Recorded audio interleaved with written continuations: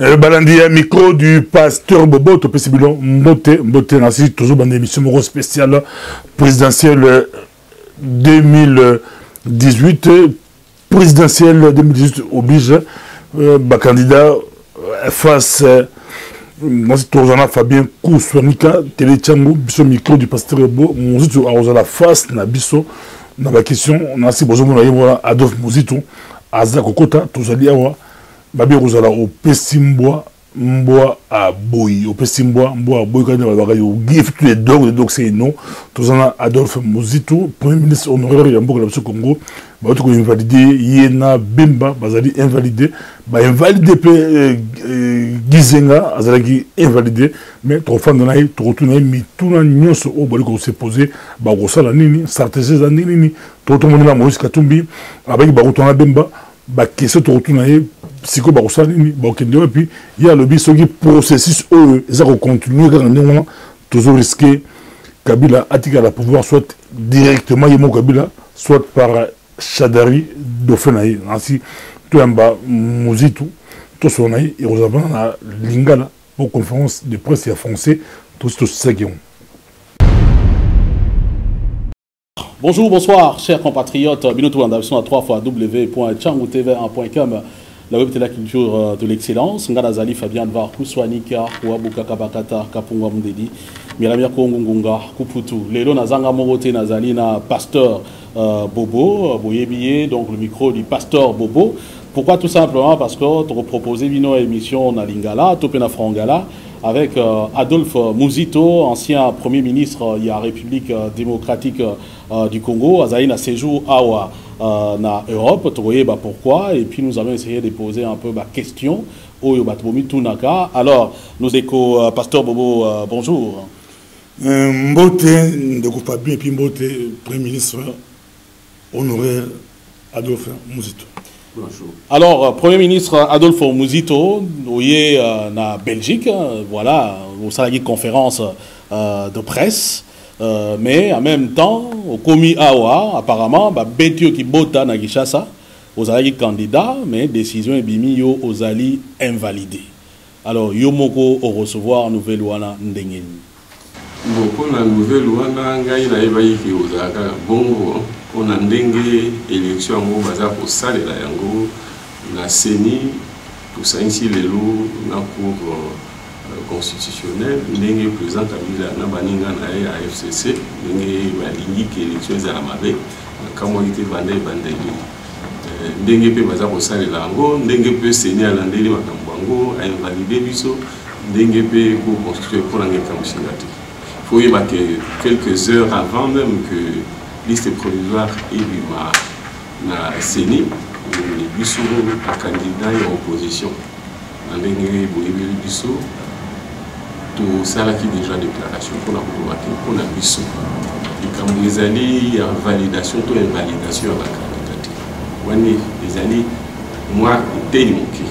Mais quand vous avez tout processus dans le monde, vous avez ils sont tous en ils sont appelés pour le processus, ils ont la malame, ils ont la transparence, ils ont la problème, ils ont l'inclusif, ils ont la batuignos. Au bazar la mission en Boga Biso, au bazar des ténèbres population.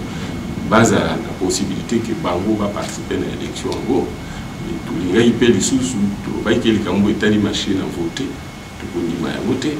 Puis liste où il y a bien fichier électoral, il y a un peu d'endénie, Zali n'a pas tué Bélé, où il y a Zali n'a pas empreinte digitale, il y a une machine et il y a eu un signal n'a pas voté. Tout le monde a voté, puis tout le monde a endénie que l'élection est ça. La date où il y a mais est-ce que la question il fallait pas se poser avant de négocier la candidature? Donc, si vous soldez 100 000, après, vous surtout que nos machines à voter, que le processus de capitalisa a piégé Yango. Voilà, est-ce que vous avez atteint le poteau? C'est comme si vous étiez charrue devant le bœuf. Mon élu pour Bengi Makonami, élection, il y a des volontés à peuple, il y a des bokonzi à peuple. Donc le peuple a la pression, a l'élection, il fallait tout là sa volonté à biso. On dit mina biso te ezala, yango to sadi to che candidature pona ezali pe pona ko sala pression élection sala mais na ndenge lo ko bali donc ce to ba to l'axa bonne volonté na sauter to chia candidature na biso ilinga to chia candidature na sauter ilinga bi malwa biso nde to zali ko freiner opposi pouvoir o ilinga ba au moins biso to into sala élection ba no ba pour vous suppose tie candidature pour la volonté la détermination la biso mais to zali ko ba déjà que il faut tout ça la pression donc convaincre ba poser mboka na ndenge élection ça na ndenge lo ba Adolphe Mozitou tourné que la conférence de presse na yo awa au lobby ce qui processus oyo au ndenge c'est kokende Kabila après le 23 décembre 2018 Kabila a kotikala na bokonzi soit directement ou indirectement tout le monde au bantu beta Kabila moi ba missile ngo makasi mikolo tangu kaka ba yo musika Kabila otikala pouvoir de l'eau pour les transition sans Kabila. C'est yango ils ont dit solution et rose la moto parce que yosa par bateau baza clair na ba speech na yo Kabila a le pouvoir indirectement tout directement olungai olobali ni pour la batoninga na bayokayo et puis digambo ya transition sans Kabila o tolobela yango bon négliger yango mais mikolo depuis ndenge Fabien lobi ba betio ba bejo kibota Olubi ebele nikoloba plus oza koloba plus tout nanga ezokoma compliqué pour répondre babetinga nini olobi kibota ndenge Fabien omoni ke ngai ba prise de position na ngai bandaka avancer ni et valider te processus wana ndenge ezalaki ngai déjà nasali conférence de presse grâce aux ateliers ezalaki yangi na Kinshasa nazalaki déjà poser ba problème wana c'est déjà ma position. Nazaki déjà pour le président Kabila, faute na faute de régime. Bamsou baro kanisa ke loko la doza mozela seni nacha comment dire la langue dans la poche. Na ko lo libre parce que nga na limutu na assumera ba déclaration nga na makaniso yanga. Tangu pe seni invalidé bamsou loko ndé to sala ki recours. Et pourquoi il cause à la Kenava d'année pour Natala, nous qui est pour tout comme à quoi camarade, nous avons pour le bon à l'occasion. Donc il y a des conviction. Nous avons donc une salle conférence avant que décision ya cour constitutionnelle et bima ma position où ils ont déjà avant. La zela qui était bien validée. Il y a pour na baninga pe opposition. La déclaration de ça là qui. Nandenge pe na yeko consulter moko na bango ndenge to kwa kosangana ezali idée na ngambo te ezali idée ya biso nyonso likambo ya liwani ali ya processus ezali likambo ya muzitu te ya invalidation muzitu te to ya Jean-Pierre Bemba to ya Kingandi Katuli non ezali processus wani ezali biso ba candidat ezali processus électoral ya peuple ye moko ezali tout mal action nyonso ba citoyen ndenge no ba journaliste ba il faut que le peuple azala na droit ya kokona oyo bakunzi na ndenge ya lingi balongola ba mususu te avant élection ba pikisa été obona boye oyo akota te pona pour participer à l'élection processus ndenge ezali ya mabe omoni déjà justice plutôt sene yemoko azali déjà kolongola ba candidat sur pression ya ba homme politique cour constitutionnel omoni ndenge basali mambo comme si mokimo. Donc, suite PK que vous avez à Bongo, vous voyez que le processus est à la Bongo, tout ça pour s'engager, tout ça pour mobiliser le peuple. Car la mine est beaucoup de Koutana, opposant à l'ending que tout pour cas pour s'engager à Makanisi, validé, l'ending que tout ça la pression du peuple n'a pas payé sous région, l'ending que l'élection où il va quoi pour les gens. Ce qui est continué, vous savez, madame, on rappelle la position nationale de la conférence. Ce qui est à continuer pour Kabila politique indirectement à travers le FENAI, à travers le parti politique. Donc, le système Kabila va continuer. Alors, mais en d'autres termes, il peut dire que l'élection est arrêtée pour tout négocier, tous les sous ou accord. On dit que Kabila a battu quand on le voit pour malgré Achad au FENAI. Parce qu'il y a dit que la Constitution va permettre de continuer, quelles que soient les circonstances, surtout ceux qui. Et l'élection s'est limitée au pays, négociation, dialogue avec lui, ils continueront au pouvoir. Est-ce que tout l'Indy au Wana, la limite est que les Congolais, si le processus est échappé à la contrôle, tout le salon parce que y a un volontaire au salon. Parce que 2016, à Sali Logoté, 2017 à sa volonté. Pour rappeler que 2016, il a fait un mandat. Les classes politiques, tout ça, tout baki c'est lié Mikolo. Pas na Congo à peuple, na Congo la vie en 2017. Et qui a organisé l'élection en 2017 à Saint-Léon. Donc j'ai ça. Comme ici en 2018 à la demande il y a CENI la communauté internationale. Mais pour mon ndenge où il y a l'élection, ndenge azali ko piéger yango, azali maintenir machine à voter, azali maintenir fichier où ils allaient corrompus, azali ko maintenir exclusion. L'incoloba inclusivité égalité politiciens mususu bazali ko longola bango avant même que Baya les fils que posent à droit na bango pour présenter candidature na bango ba mususu bazali ko longola bango na ko tout le monde qui a une volonté pour organiser l'élection lié légitimité aux classes politiques et PCA il faut le parce qu'à zana o ya peuple été ezaka biso de tout chaque avec objectif à organiser l'élection donc on organiser l'élection que pe azako ninga pour organiser on a ninga pour quitter légitimité wana et bongi to longola yango. Dans la conférence de presse, on sait que beaucoup de gens musique tombi bossé beaucoup de qui et puis beaucoup de gens bemba. Mais tout cas moi tant ba invalidé bino yola bemba, tout monde bossé conférence de bossé du communiqué de presse yona Moïse Katumbi. Est-ce que na bemba il est quoi? Pourquoi pas ou à toi parce que bon on sait que j'invalide deux entre guillemets. Mais tout le monde est comme yola Moïse Katumbi. Tu annonces que je vais dire, tu annonces que ma solo contribué sur ma Congolais. Et si tu as décidé dans le temps. Donc, tu as na Katumbi parce qu'il y a des en Abidjan. Jean-Pierre Bemassa, il n'y a pas autant de monde.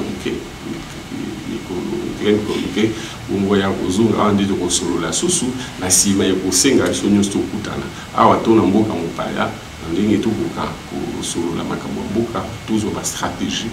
Pour ça la pression dans le peuple de manière pacifique et démocratique pour tout l'ongola battu ou l'élection pour le peuple congolais. Voilà, Bandeko, on vous rappelle que dans Tozali, on a Adolphe Muzito, candidat à l'élection présidentielle. Et d'ailleurs, peut-être même sur Bandeko que vous avez déjà évolué, vous avez posé la question. Vous avez question parce que l'émission est allée en direct. Tout à fait remarqué, mais le candidat face au peuple, les alliés appropriés pour Adolphe Muzito pour hasard disqualifié. Est-ce que vous se considérez toujours comme candidat ou bien aux anongaga, citoyens comme Koloba, et par conséquent, vous avez une émission candidat face au peuple? Bon, Nazali candidaté par rapport au processus Ndenge Kabila au Kamba. Il y a un processus, les alliés à Bango Bazako Titi. Les nali candidats au peuple, sur le processus, les zones Ndenge Longobani. Au peuple, la toujours candidat. Donc ça dépend où ils ont considéré la candidature.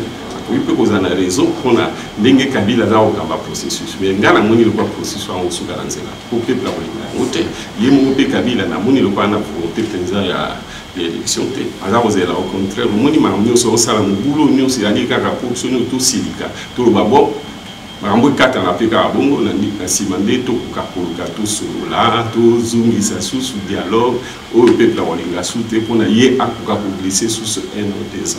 Mais justement bato balanda go na Kinshasa au les gars qui na émission dans la tribune na yo au pesa qui ba hypothèse wana et les gens se disent mais tiens c'est comme si Muzito a bandi ko déblayer nzela pour na dialogue mususu. Or dialogue sokeye ezali ko prolonger mandat ya Kabila d'une manière ou d'une autre. Est-ce que Muzito n'est pas un allié ya Kabila dans ce sens-là? Non, na lo bay qui est troisième dialogue ko sala. Oui, troisième dialogue ni ko baté Kabila to organiser. Dialogue et salami on des PC Kabila pour konsi. Konsi ya Kabila entre 2016 et 2000, c'est comme en 2018 et muti na perpétué. Muti na biso ba politicien. Mais le roi tous a relongolé confiance. Le roi la peuple a sous la confiance. Ce qui dialogue salami la limite que biso to rôle la peuple a rolingé akamba sous dialogue na ndenga amicha sous na opposé na ndengo ya mesi na. Donc dialogue est interdit, dialogue il faut ezala ce qui est ali mais ozana na ndenge que o yaza ko bebisa makambo na mboka biso. O yaza ko linga ko dominer peuple, ko dominer seni. Pour contrôler le cours constitutionnel, il y a des éléments où il y a des donc, il y a une transition sans Kabila. C'est ce que je veux dire en d'autres termes. En d'autres termes, Banda, professeur Jean-Bélé Asala et Logomoko, Batouba Vota, et ainsi de suite, Bondi Mabondi Mate, Waneze Logomususu. Mais ce qu'on y a en diaspora, que la plupart à Batou, ba lobby transition sans Kabila depuis kala en même temps les ali bino ba politicien mutu bo rechiniaka bolingaka te ceux qui parlent so bo banga pe Mosengo to yibi pété parce que Mosengo le ça dit qu'on incarner une certaine qualité intégrité morale na mboka wana to monaki yo kutu yo kena yo kuta na ye pourquoi bino bolingi transition sans Kabila avec cardinal Mosengo te ba politicien. Non, si ça la moi amalgame moi yo ndenge utu lo ba kutana na Mosengo na kutana na acteur politique nyonso na société civile ko yo bazali na makasi nyonso bazali pembeni ya peuple. Oui, tout beau ya kate. Faut toujours tirer les leçons de l'histoire en Mboka, faut toujours tirer. Faut travailler pour corriger à partir de l'erreur. Si tu fais ça qui nous encabille la confiance, que malgré le mandat, c'est là qu'il faut organiser une élection. Organiser une élection, qui les lois, ça a besoin d'élection. Sauf ceux qui alignent à organiser l'élection, il faut y gagner en haut, il y a mon batuna. Ndinga osa la makam. Ndinga zali au s'entêter alors que le peuple est beau et machine, le peuple est beau et fichier électoral. Mais il y a toujours une gâté pour changer. Donc on a volonté d'organiser l'élection. Pour il faut tout le casser, tout le tout solo. Puis sur les politiciens, société civile, aussi on peut dans la salle de on a un rôle, on est pour jouer, nous ces autres la dingue tout solo. On a besoin un peu de l'église, on a besoin de la société civile, nous sur la pression, nous sur les autres permettre de dire que Kabila, il y a c'est validé déjà. Pour ça, la dingue n'est pas tout sans compter sur lui. Adolphe Mozito Moutoua Bouandia Moutoua Maele Abima na milieu congolais grâce à Gizenga patriarche mais balobi aux années de courage courage politique il fallait au bon Gizenga politiquement au bon yo bomiete lelo beaucoup fil la Gizenga okulba ngala kufi na Gizenga te Gizenga pas profiter Gizenga ali mutu déjà à côté de l'éternité politique alors là Lumumba akufati kufa na musuni na molimo na mémoire collective na mémoire historique alwa kasafu bamulele bali o babundi pour la démocratie na mboka so pour la souveraineté à peuple biso akufati ngai na kufi na Gizenga te pour na bomo physique na lipe na bomo ya mayele ya ndenge ya ko sa contribution na mboka o Gizenga pas à continuer mais ça son activité te au moni ali moko kaka parmi ba père fondateur o azali nanu aux à la pembeni na biso pour la lutter mais azali na activité penzate na hollandais à limbi na ye akolite donc bao baza ko sakana na ye ezali l'erreur basali ngana za ko continuer ye azali ko continuer kati na biso kati na bino nyonso ndenge bo alia na mayele na ye donc mon côté kati na biso akufi question là il fallait oser courage politique na tenir comme maintenant la français na conférence de presse.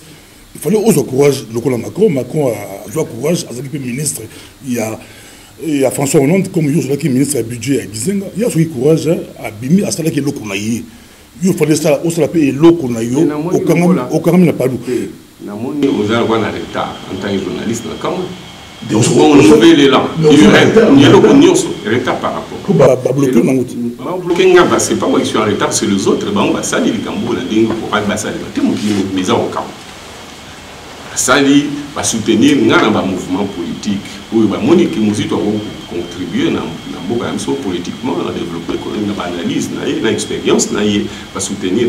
Mais Baninga ou Bavandi Pemeni a patriarche ou Babengi bureau politique, va salir Marambo et Zaragate pour la CAQ va affaiblir la situation Nanga.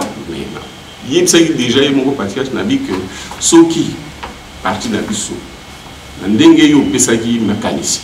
Où makanisi ezali pe na niveau ya base na biso isengeli tozala moko ya ba parti oyo kocha libaya pour te soutenir Kabila de mandats société tout kana yipe to kocha libaya soki eloko wana esalamiti de manière démocratique to ba lobi que parmi obimisa candidat ngai na kozwa responsabilité na nga pour na tia libaya kozala responsabilité dans le sens que na faire respecter volonté na ye na ndenge o nyoso engagement zo vis-à-vis ya base na ndenge base des apolitiques saki yango ndenge nanga malheureusement ba oyo balingi palu kufa ba oyo balingi muzitu te ko baza ko banga basali nyonso ko ba détruire palu ko ba affaiblir ba pour nga na limite ke palu kufa te pour ata elamba na yango ekoki ko changer mais molimo ya idéologie ekotikala au moins loka lo mumba kufa te parti na ye makanisi na ye eza ko continuer à partir en termes il y a Palou n'a pas congolais ni on se base mais bien le monde sont nationalistes donc Palou n'a limité au pouvoir peut-être l'amba na yé boyo kolongwa mais molimo il y a Palou botika la molimo disent botika la lutte va continuer parce que c'est le même peuple les mêmes attentes les mêmes aspirations l'essentiel que binona bisoto ko canaliser en parce que le peuple azo sanga alors c'est développement bien-être liberté justice de etumba kizenga ndaki nde etumba lumumba ndaki na ba père fondateur na biso nyonso donc Palou ekokufate en termes ya molimo ya pensée ya vision ya lutte na attente. Alors na politique balobaka les alliances se font et se défont, on pourrait même ajouter se refont aussi. Lelo ceux qui va moni kizenga za invalidé yo posa invalidé finalement le Palou est perdant. Tolinga te parce que yo posa moi anaye ou le bac on la fois passé entendu de façon idéologique. Ceux qui va lobi va tali va ah to sala ki erreur. Lelo muzito abimi na parmi biso surtout comme muto ya koyu comme ma bendele ya Palou va ah papa to sala ki erreur zonga zwara Palou ango comme ça okoma mokonzi pour mema biso. Okoboma Europe na nouvel élan ozongi na Palou to osana. L'idée est que la partie mon côté pour gagner mon système scrutin proportionnel et il faut moi partir de pour ça va éviter de majorité parlementaire. L'idée est Solana Baninga ya Palou Nathan Wani a dit que Palou est allié Evan dans la Pembeni ya Europe, Evan dans la Pembeni ya PPA na ba parti mususu na ba acteur de société civile pour tout sangana liboke tous au makasi oyo que to koki ko négocier na ba force politique mususu. Et ngoloba UDP allié, MLC allié, UNC ba parti nyonso. Nandenge que to kokai pe ko solo na battu la majorité. Natango wana me a condition ndenga na olo ba reconnaître que ba échouer et que ba koki kondima ceux qui va dire que il faut pas changer politique là-bas. Alors donc il ngoloba que lelo ceux qui Palou bazui les bandimi que ba sala qui erreur et que bandimi ko soutenir candidature yanga. To mususu to koka ko yoka na banko. Donc le processus est dans la mika katano pour ngana za convaincu que to kozongela suma kambo nyonso. Problème exacté. Il y a que bangonde ba jouer makaniso to kabola ki na tango wana bangonde ba changer mais ngai pour na bolinga te que ngai muzito to Europe to kota la Palou et to bolinga Palou na biso to kokosanga poko sangana wana kusuka pe kaka wana te to kosangana pe na ba candidat mususu to kosangana pe na ba parti mususu MLC ULC MNC UNC, UDPS, on sont ensemble tout pour changer le système politique au Yamboka. Est-ce que ça dit moi bon ngaïté? C'est comme si ngaïka la soko ngate moyete so ibo bon ngaï et comme ngaï. Non, peut-être qu'on pose question pour na on la dame pas comprendre na lobby ceux qui bandimi ko ya to sangana elongo na cadre ya nouvel élan pour tout soutenir candidature na ngato mususu pour makambo to bandela ngo lisusu logo la processus est autant la malamu pour ka kozalanga tout comme kozala mutu mususu kati na biso to we kozala pe mutu ya parti mususu pour na ndenge siko to ali tout ça peut évoluer vers candidature commune ya opposition et on a lobby na ndenge et surtout sangani to ko soutenir candidat moko tout ça la plateforme moko sur base il y a un programme pour permettre que tout changer le système politique ya boka na biso donc si ka yoka mais na lingina ndima yo mais en même temps soko longwe na Palou au ça nouvel élan c'est parce que la linga qui était ko cha candidature na Palou.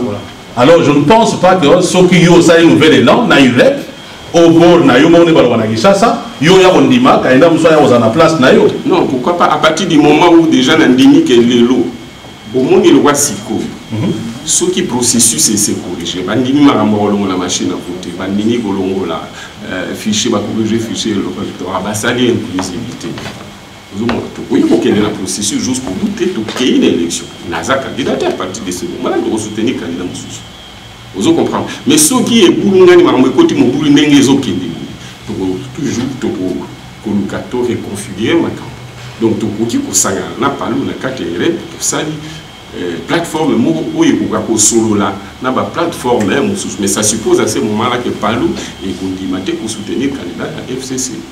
Donc à partir du moment où on a ça disposé on dit que bakokai ko valider comme candidat président de la République et que tant de sangana poto ça tout pour un candidat moko opposition ko ko zalanga tout comme Egoa, donc possibilité tout comme Nagoy peut vous avoir candidat, président de la République, il y a baninga opposition, peut n'accueillir qu'on a peuple à lobby, ngate aponi donc il y a que démocratie, il faut accepter volonté la peuple, volonté, il y a pas membre de Moussoussou, vous avez discuté. Mais il y a une discussion, il y a une idée, il y a un programme, il y a une vision.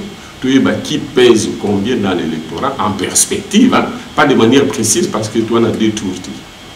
À partir de là, tout le monde moko na biso ou akolinga ou akozala capable ya kolonisa biso ni lokango mais kozala ka candidat président il faut que côté gouvernement tout en parlement pour consommation donc les gens qui ont gagné ado vous êtes tous la poto bato belé bali kota la biso aux États-Unis na Europe na Afrique partout bali kota la yo babi ki kalaté au comment qui awa la poto il y a 2 ans ou 3 ans 2 ans vous allez comme membre de la majorité, mais nous allons se poser la question. Mais qui est dans le gouvernement, pour ça, l'en côté. Non, tant qu'il y a 2 ans, 3 ans, oui. Aux autres, Bamigolo est l'équipe. Oui, tant qu'il y a pour toi.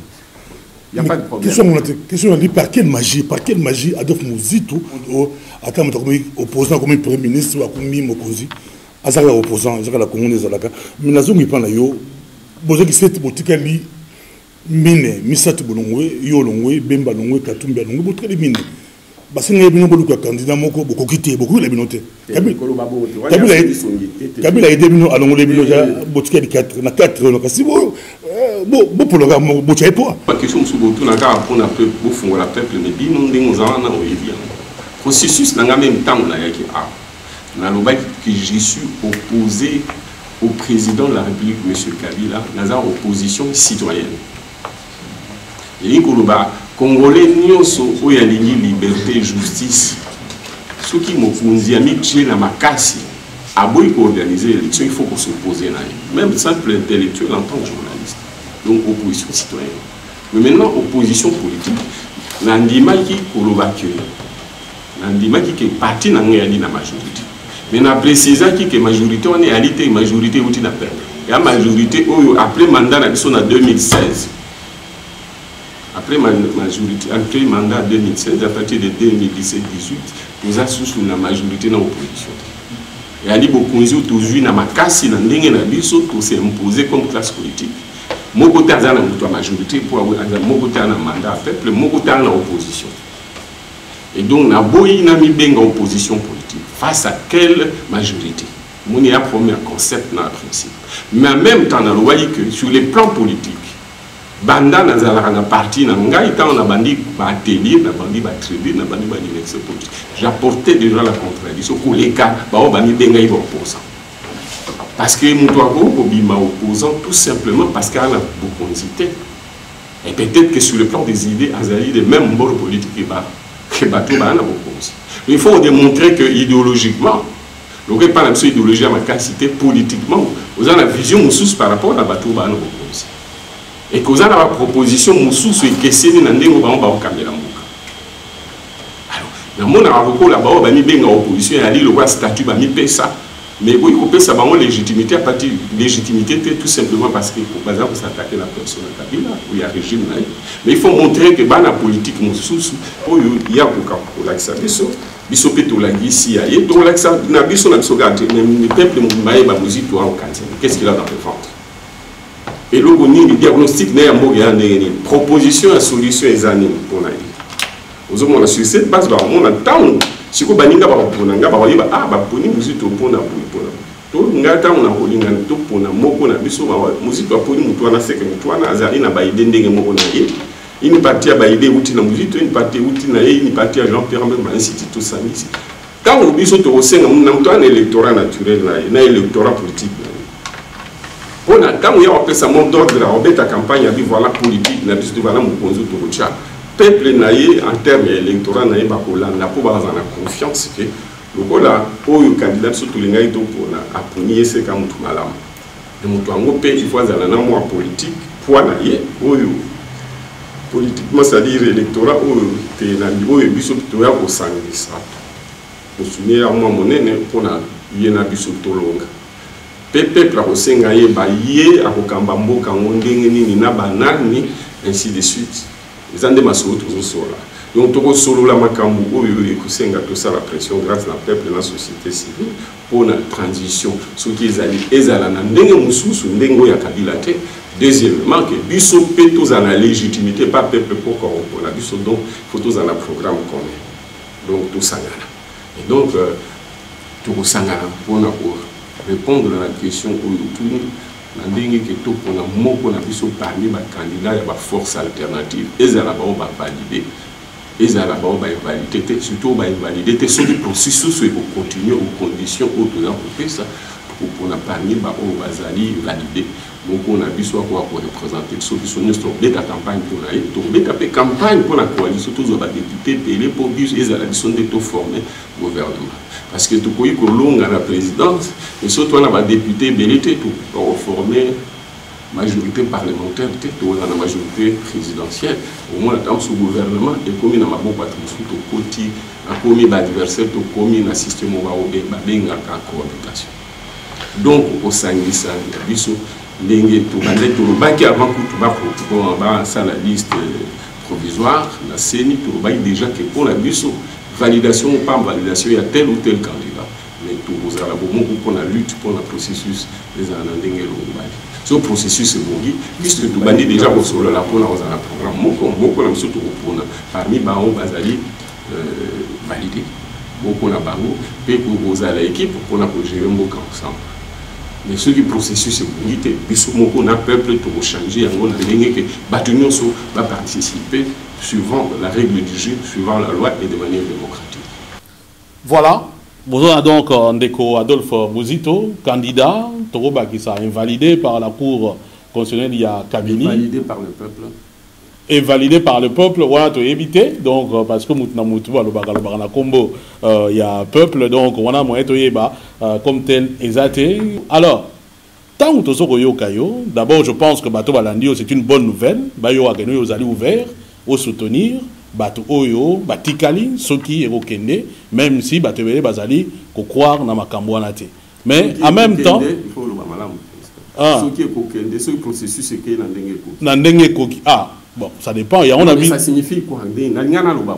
Processus autoligné en peuple aligné en donc, ce qui signifie... Oh, bah, invalider, n'a pas invalidé, n'a pas l'achat, ce sera dehors, auto-bandela, donc, ce qui signifie, ce qui veut dire... Ce qui veut dire que cette possibilité, il y a un processus échoué, il y a un bandela. Mais ce qui est processus, c'est qu'il y a un malam, il y a un machine.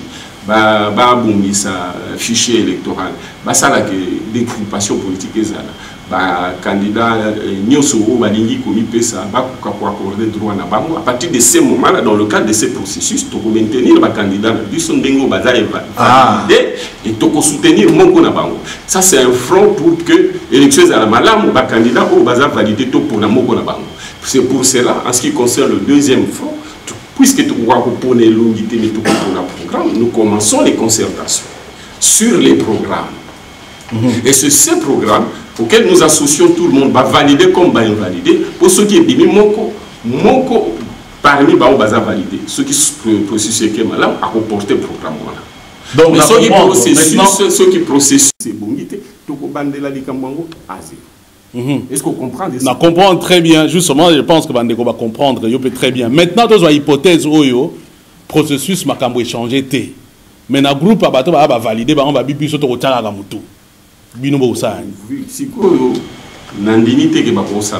Pourquoi? Parce que sans appui à dissonance.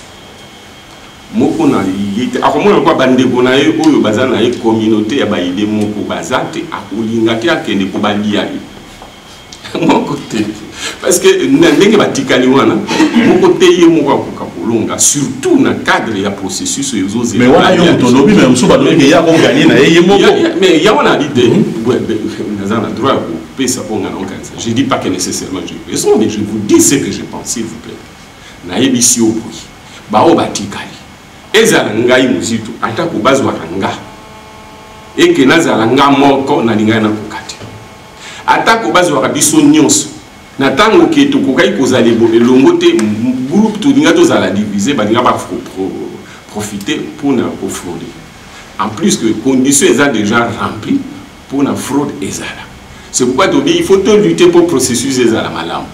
Mais ce que ça m'a fait, tu et puis baninga tu conseiller, bango pas kota nelo pour nous quitter, soit tu vas accompagner FCC, va frauder, et puis va utiliser bango comme faire valoir. Mon est ok, ils sont mon terre, ok, puis non opposition. Si vous avez négocié dans mon gouvernement, vous avez pétition, primature, pétition, institution bouillée, etc. Et le régime est continu. Il est à cause de obligé à appliquer politique. Il y a des cas dans la condition pour appliquer politique où il y a changement. On a appui la dissonance. Donc, il y a mon côté, c'est ça pour la bango au Batikali. Et vous voyez, vous avez la biso na place na bango. Surtout ceux qui processus, j'ajoute, ils changent. Maintenant, tant que vous avez kayo na maloba, et ça qui toko. Mais bateau va en même temps politique, na ba terme yo zali ko utiliser, on sent place ni yo zali ko kende. Programme commun, na za une électorat nanga, ça veut dire que négociation ici est bandaki. Il dit que simplement ngai nazana moi électorat yo soki na ina cho poids il faut tanga quelque part. Mais ça va de soi, c'est pas un cachet. Non, ceux qui osent considérer que c'est un cachet, c'est pas un secret. Non, ngala limboli ka po ba comprendre. Or place père moko matcholo ya kandongo eza ya ngwana. Est-ce que mozito akosa la sacerdoce pour na mboka eza la libérer ceux qui même a joui ni na été parce que na lui rwana ceux qui ba pesi yo oyo lingite au kendepe au bloqué côté na yo un peu to bani ko rond-point ngai na ali mutu ya bayi. Enfin, les idées nous appartiennent à tous. N'a pas de action, n'a pas parcours, il y a lutte. N'a pas bilan, vous comprendre. Et bilan, il y a lutte. Parce qu'il y a eu des résultats pour la lutte. Et les bilans, il y a une gestion gouvernementale. N'a pas donc un projet, n'a pas vision. N'a pas CP la mine qui est mon qu'on a dit sur à porter en gros, pas nécessairement entièrement. N'a pas CP la paix mine, n'a pas ça y a maël grâce à maël et à baninga. Vous comprenez. Donc, vous avez nécessairement chef du gouvernement, premier président, premier ministre, ce n'est pas une nécessité absolue. Là où tu musique n'est pas. Donc, on a dit que nous avons parti banda avant que nous ayons un exil. Quand nous avons Brazzaville, j'ai entendu un petit charlatan dire que nous étions arrivés. Est-ce qu'il va arriver? C'est tout simplement parce qu'il n'était pas avec nous, c'est pourquoi il ne pouvait pas me voir. Donc, on a dit que pas toujours on a pembé. Et parmi les militants les plus assidus. Ce n'est pas par hasard que Atchakingana a remplacé. Bon, tout ça qui est belé, on va trouver la qualité, c'est ça qui est ça. Mais dans les gens qui ont été Nazali, Moko, il n'y a pas de lutte. Donc, on a un parcours de lutte, on a un parcours de gestion gouvernementale. Donc, on a une conviction. Ceux qui Nazali et pas Yabaning et pas Naoutité, c'est par conviction. Et par conséquent, je ne viens pas, je ne suis pas dans la position qui est la mienne par complaisance. Donc, il y a un principe. À partir du moment où tu gagnes le programme, na bandina na kanaki sa vision nanga diagnostic nanga pour la plateforme nanga et élaborer programme gouvernemental parce que n'insiste à mingi sikala pour dire que le président n'a pas de programme dans notre régime politique. Il a une vision. Le programme, c'est celui de la majorité porté par le gouvernement qu'il élabore en concertation. Donc, le Premier ministre, le gouvernement du Bassala a un programme. Regardez la Belgique, c'est le Premier ministre avec son gouvernement qui gère le pays. Le roi est apolitique. En fait, si vous voulez, il est politiquement irresponsable. Mais sauf que la mission, ce n'est pas un roi, mais c'est un chef de l'État qui est présent. Il a moins de compétences. En plus, il y a autorité où il y a dit qu'il y a la garantie en fonctionnement de l'institution. Donc, par rapport à votre question, il y a la dignité de commettre le régime où il est tout tirer par les sons. On doit construire grâce aux erreurs et sur les erreurs. Donc, le président est pour respecter l'institution, le Parlement, le pouvoir judiciaire, à Matela et à Merci.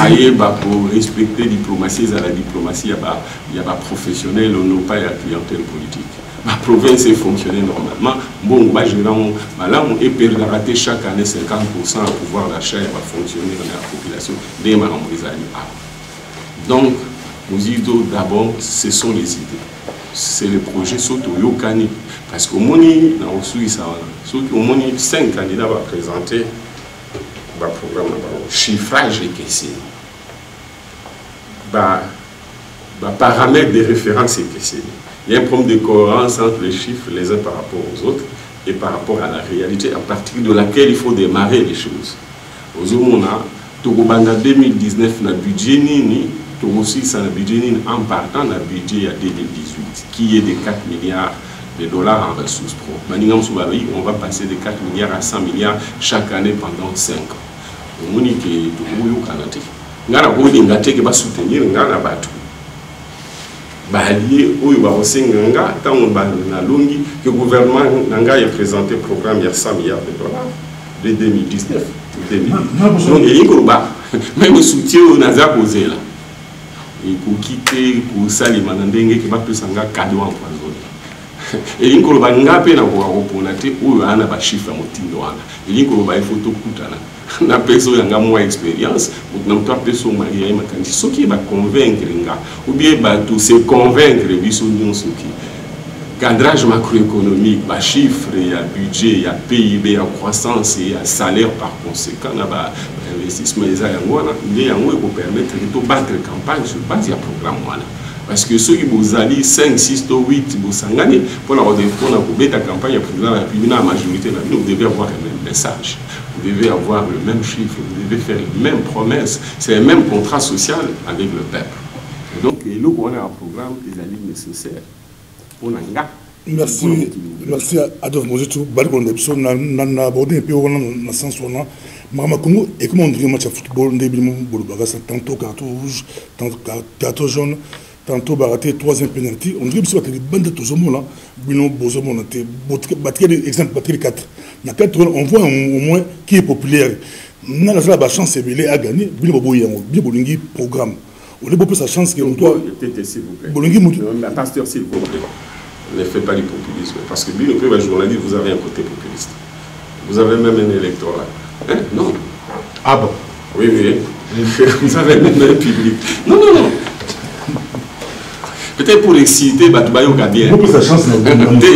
J'ai dit tout à l'heure, s'il te plaît, Nalobaki, un programme. 2 poids politiques à Moutoupo. Tant que tu repères sa poids, il peut sa main souvenir. Est-ce que Nalobi vous monter?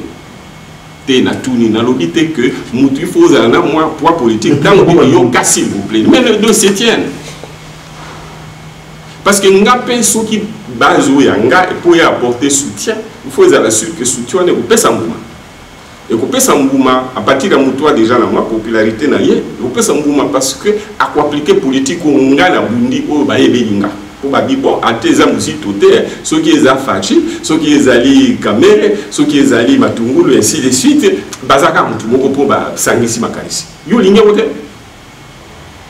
on a ni songi bali ko télévision là si mutu ya mbalango au minimum na gouvernement au travaillé je crois depuis 2008 octobre 2008 et puis c'est ministre depuis 2008 2012 et puis 2012 oui, oui, pourquoi pas au comité.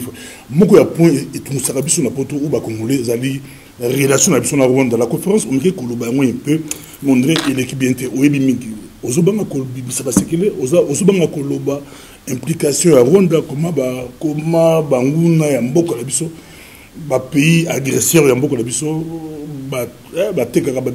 minerai, la biso, Kentaka, you habite, aussi Premier ministre, ou ma casse d'économie.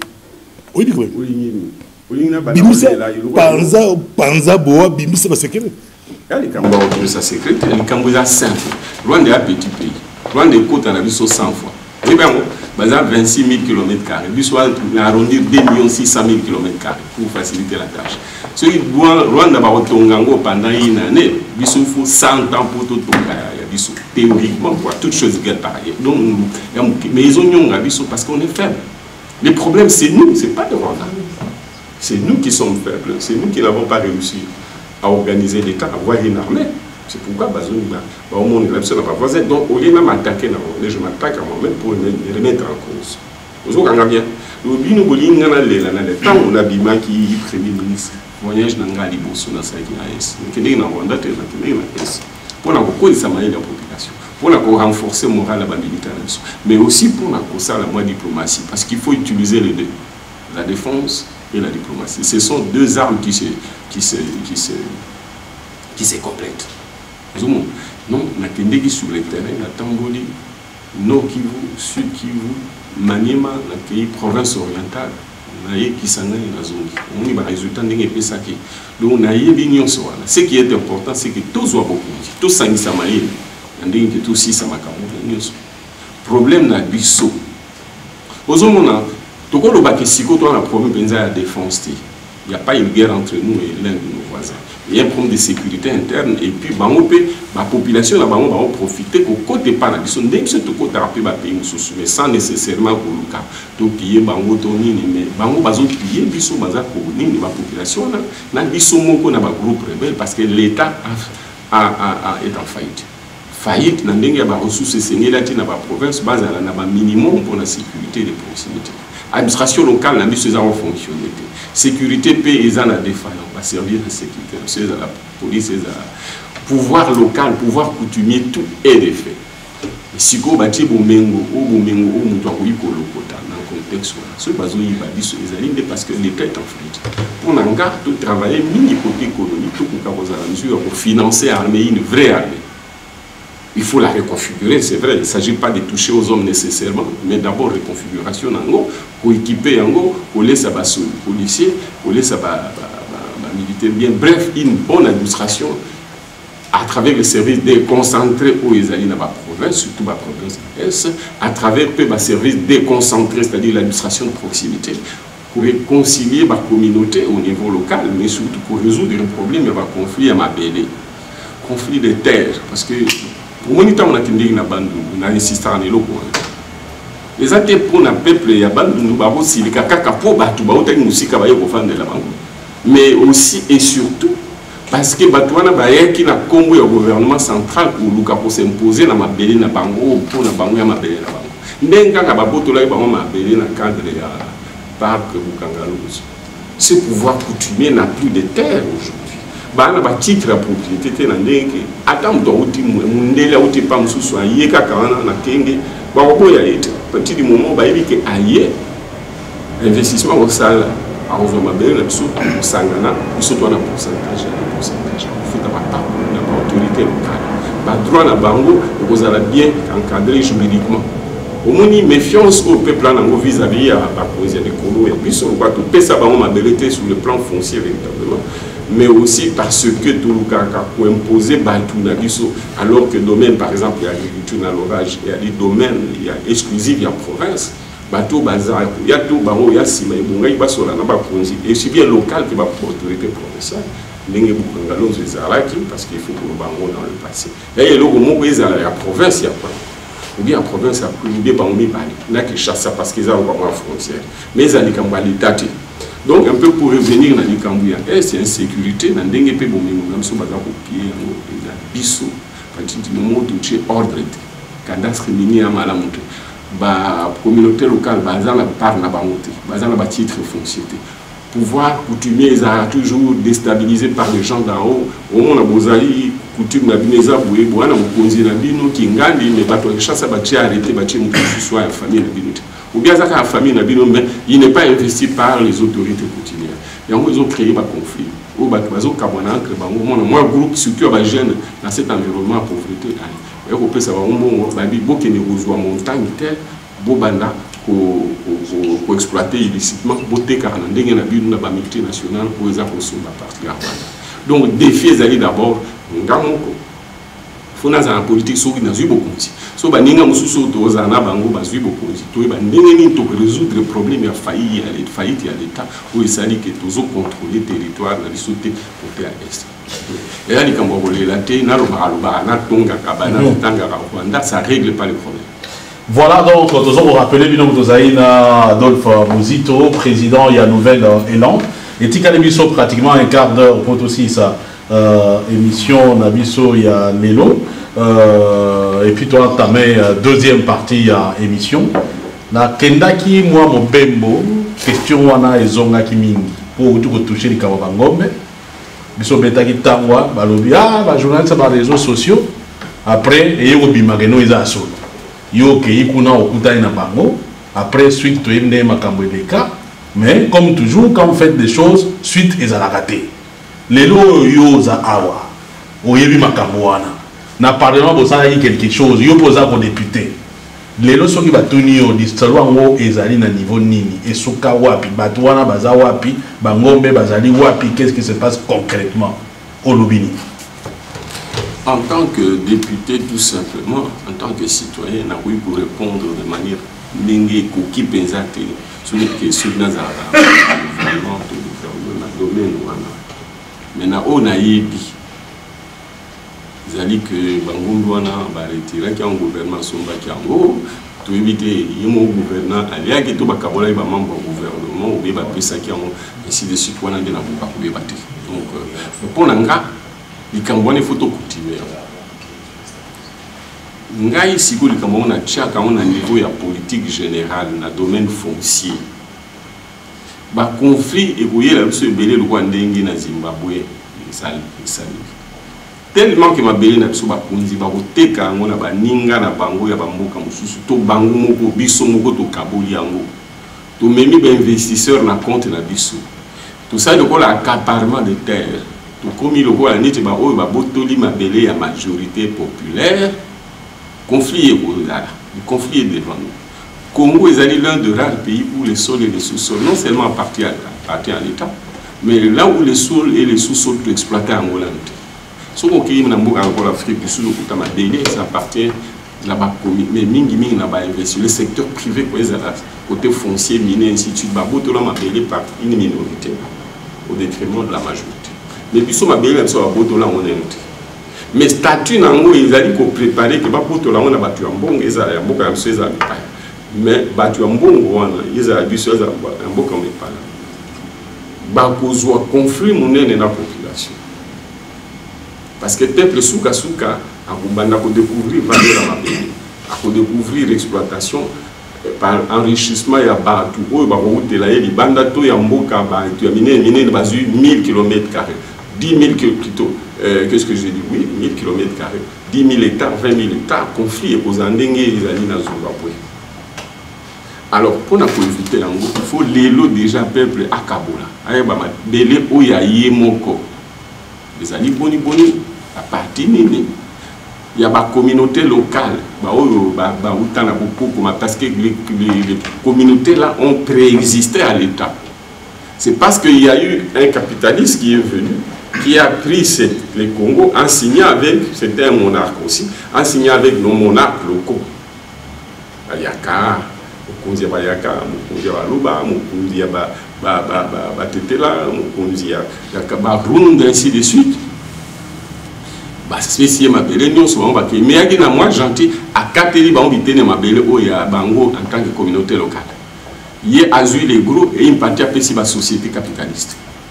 Quand on dit que on a récupéré les ma belle où il y a l'État, les ma belle où il y a la société, les la communauté, comme si le sol et les sous-sols appartiennent à l'État. Dans la loi, les logos surtout le capitalisme et quota. Le capitalisme, on a négocié ma belle dans l'État et mon carte. Nous avons la société minière locale à Katanga, on a négocié un pouvoir central, on a essayer le pouvoir central 20%, on va jusqu'à 80%. La communauté locale, 0%. Les Cameroun n'ont rien. Toutes ces communautés n'ont rien. Les chefs coutumiers, qui sont des chefs féodaux, c'est-à-dire le capitalisme au stade primaire, ils n'ont pas de capital. Ils ont le pouvoir politique, mais le pouvoir politique sans capital, sans intégration dans l'économie, ça ne vaut rien. Alors ce risque est devant nous. C'est pourquoi je dis que le problème, je le pose en termes de changement, où il y a répartition entre l'État, qui gardera la propriété de toutes les terres, mais qui donnera en concession perpétuelle aux communautés locales, mabele ou bango bakoyi pe que ceux qui capitalisent aye kosenga na mokonzi ya bayaranga na besoin à 100 hectares. OK, mais peut ça biso bouli. To biso tozu 40%, yozu 60%. Exploitation, biso peut to gagne tout côté comme actionnaire, tout côté peut comme gestionnaire ensemble dans organes statutaires il y a société to créer. Pour éviter que les sociétés de demain, le capitalisme de demain soit l'affaire des gens d'en haut qui auront pris les terres et qui vont les négocier avec le capitalisme où ils vont créer conflit. C'est pourquoi les Cameroun qui abandonnent ils ont déjà première réaction. La réaction est double. Contre les Baro Bayaki, comme contre les prochains capitalistes, mais aussi contre les gens de Kinshasa qui se considèrent comme étant les seuls propriétaires et les seuls concessionnaires de l'État du sol et du sous-sol du Congo. C'est sous cet angle qui veut qu'on ait une approche, il y a la réforme agraire, la réforme, il y a le droit foncier, et qui veut que c'est ça l'approche qui nous permet de donc compréhension il y a un jeu, il y a Makambo, tout le monde qui n'a pas des alliés à ce niveau-là. Donc je ne banalise pas la réalité qui s'est faite en ces moments, cette colère-là. Mais je pense qu'il ne faut pas se limiter seulement à la colère, mais il faut aller vers la vraie solution et en profondeur. Ainsi, nous avons fait une ça, en ce temps, qui est Fabien Lobby. Nous avons fait la dette, la conférence au Sénat qui a eu au Sénat qui confère de presse.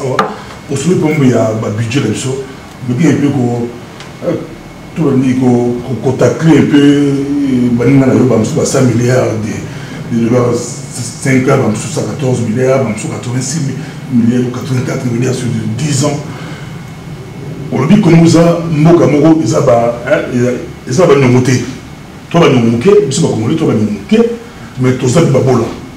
L'élé, ma pays, mais la Belgique, nous belle, mais basa riche. C'est pas une façon de expliquer en gros. Mais pour nous, Adolphe Mouzit. D'abord, lecture aux alentours, pour beaucoup de programme. Dans le programme, il y a c'est pas quoi défendre l'économie, le ministre budget, le premier ministre, est-ce que ça passe? Pour tout le monde, va baser pour minimiser un monnaie pour minimiser pourquoi 100 milliards, 114 milliards, 85 milliards, Yomogo, on a le PCIOT.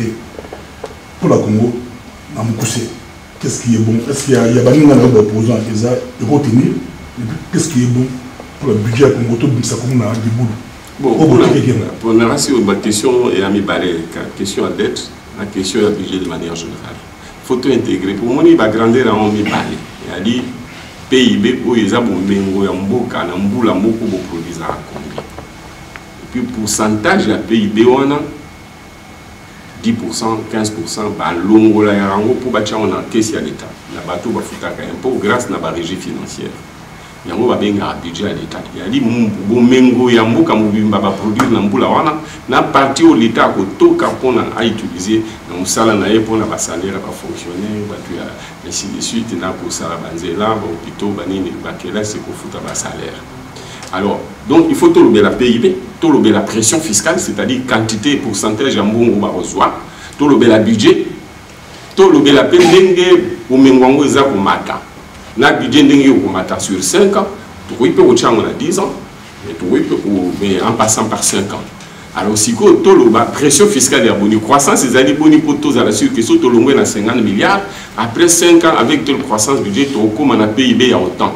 Et puis budget peut to commater ça autant en tenant compte il y a prélèvement en pourcentage en termes de pression fiscale. Ou to capote ba budget peut ko ya monene boni. Ensuite, tu peux, qu'est-ce que tu as la fiscalité, tu as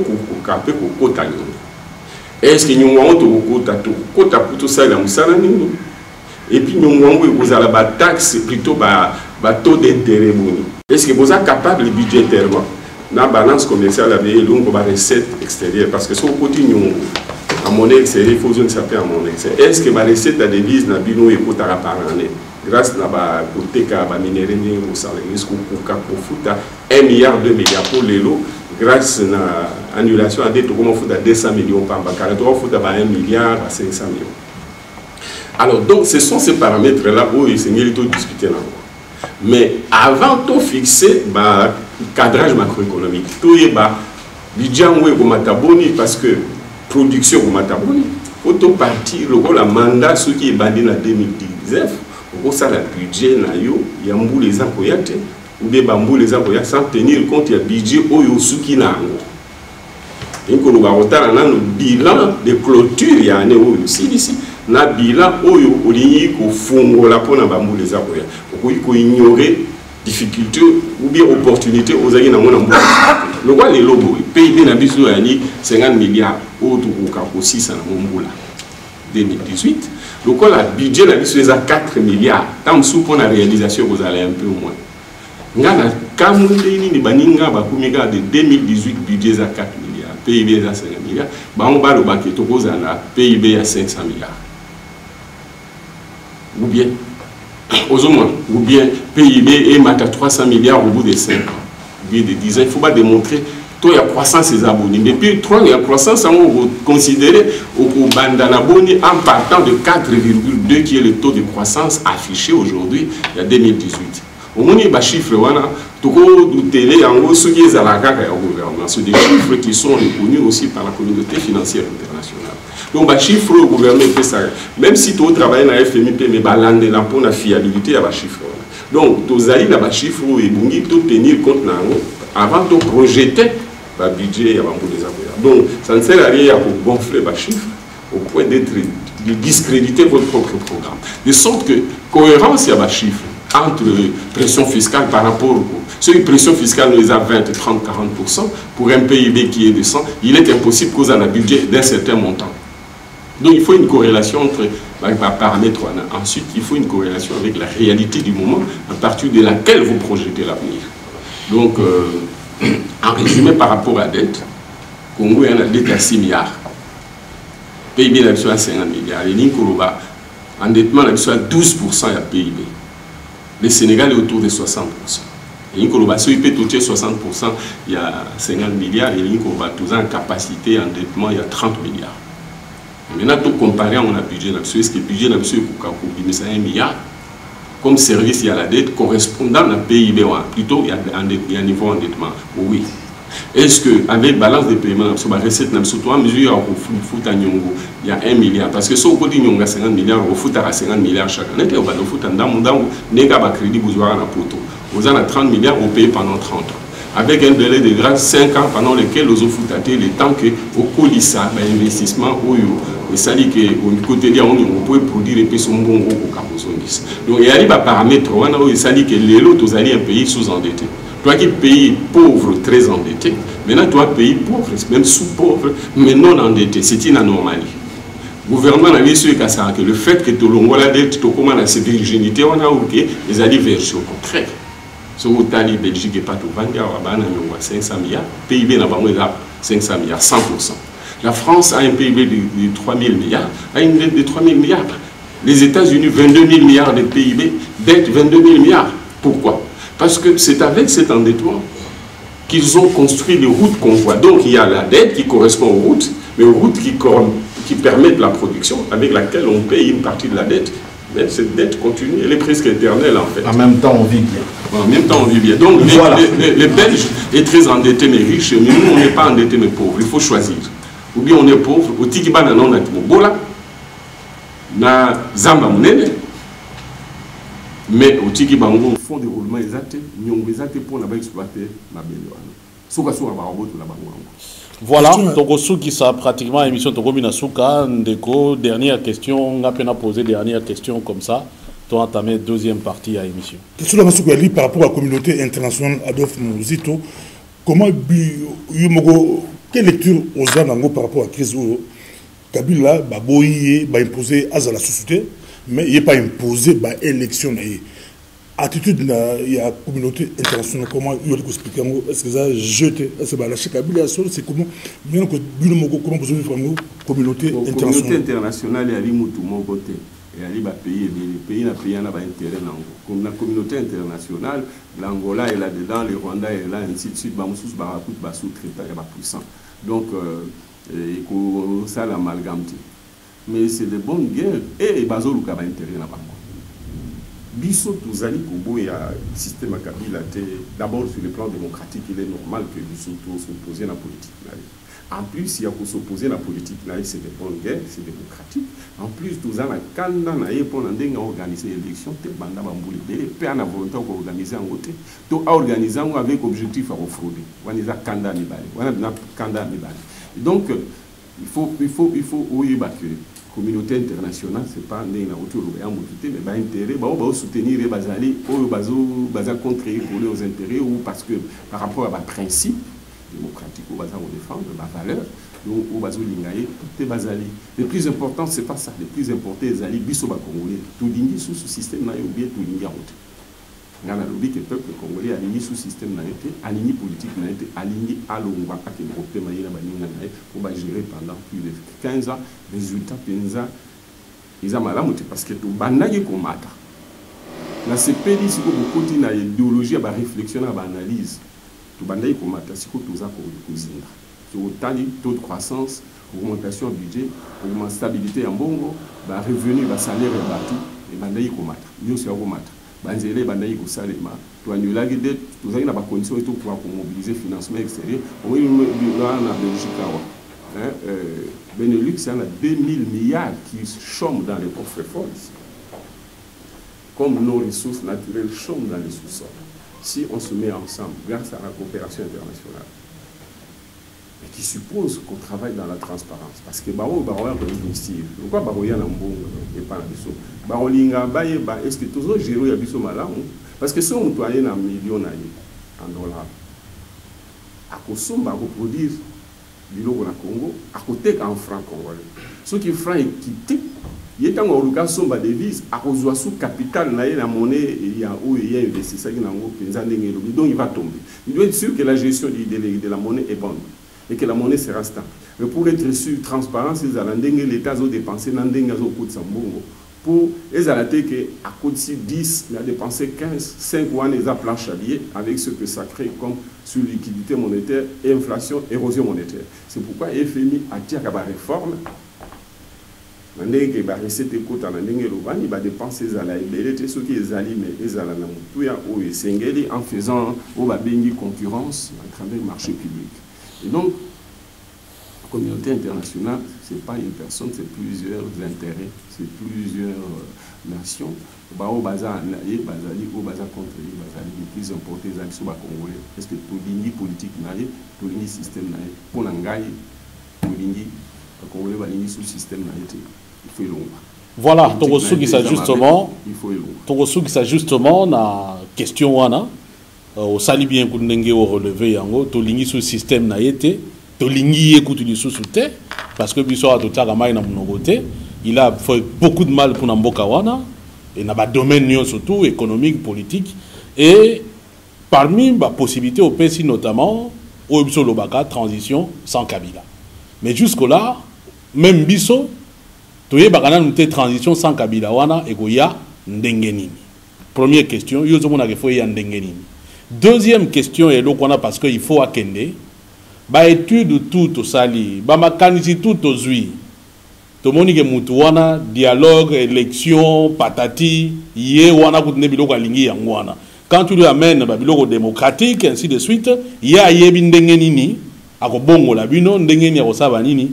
Comme Yemoko Alobake Noa ne pas une balle dans la tête, il faudra peut-être que les Congolais réfléchir comment il faut le défenestrer tout simplement. Combattant, résistant, lobby, il est venu par les armes, il doit partir par les armes. Est-ce que réflexion wana, Bozali Kosala Yango comme une possibilité, il y a départ, il y a Moutouana. Mais pour toute la question, on a dit pour éviter qu'il y ait une option politique, option démocratique, arriver au pouvoir démocratiquement et faire partie Kabila démocratiquement. Démocratie a une variante et oui, vous avez un changement démocratique par la volonté du peuple, par un mouvement pacifique. Je ne peux pas me substituer au peuple. Vous comprenez? Non, quand ça que c'est pas option qu'on a en tant que bon, ça va. Ou on a déjà engagé, ceux qui les a souhaité, ce serait peut-être une bonne chose, mais ne souhaitait pas humainement parlant.